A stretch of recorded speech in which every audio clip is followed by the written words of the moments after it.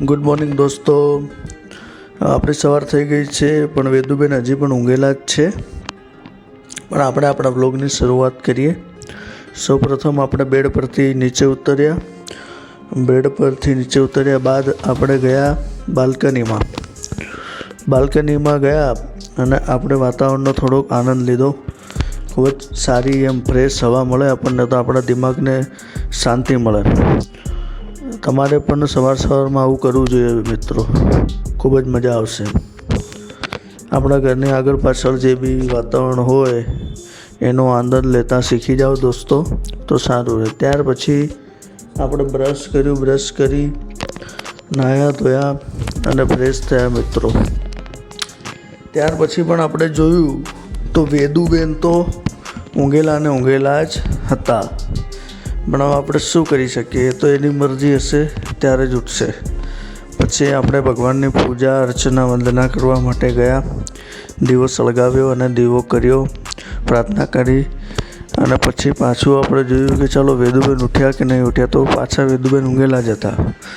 પછી આપણે નાસ્તો કર્યો શાંતિથી. નાસ્તામાં આપણે આજે કઠોળ ખાધા. નાસ્તો કરી અને પછી આપણે પાછું જોયું તો વેદુબેન હજી પણ ઊંઘેલા જ હતા. અને હવે આપણે કામ પર જવાનો ટાઈમ પર થઈ ગયો. પછી આપણે કામ પર ગયા.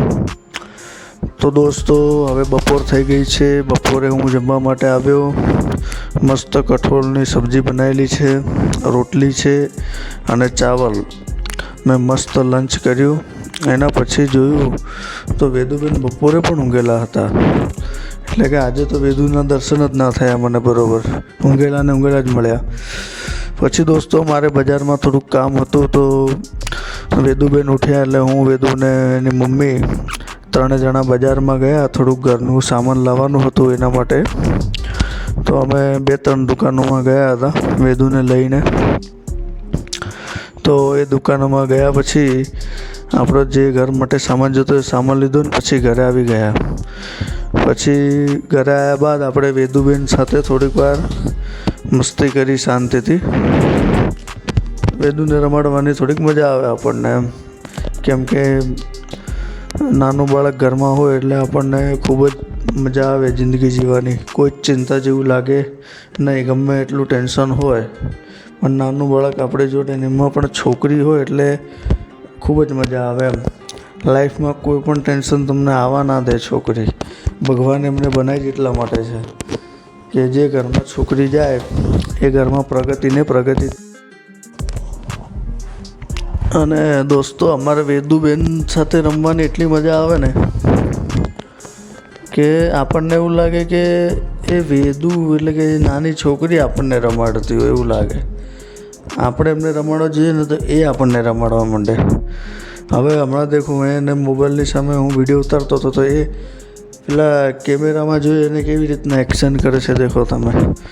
આજકાલના બાળકો દેખો, ફક્ત ને ફક્ત 16 મહિનાની છે આ મારી દીકરી, તો મોબાઈલમાં એનો વિડીયો દેખે છે અને એની સામે એક્શન કરે છે.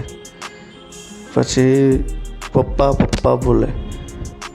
એટલે આજકાલના બાળકો પણ એટલા બધા એક્ટિવ છે, ખૂબ જ મજા આવે દોસ્તો. પછી દોસ્તો નાઇટનો સમય, આપણો જમવાનો ટાઈમ થઈ ગયો. આજે આપણે હલકો ખોરાક લીધો જમવામાં, ખીચડી છાશ. આ વેદુની ખીચડી છે ઘીવાળી, તો વેદુને થોડુંક આપણે ખવડાવ્યું. એ વેદુ પાછી મસ્તીએ ચડી ગઈ. તો દોસ્તો આપણે જીવનમાં આવું લાઈફમાં એન્જોયમેન્ટ કરતા રહો. આપણા બાળકો સાથે થોડો ઘણો ટાઈમ સ્પેન્ડ કરો. ફેમિલી સાથે ટાઈમ સ્પેન્ડ કરવો એ સૌથી અગત્યનું છે.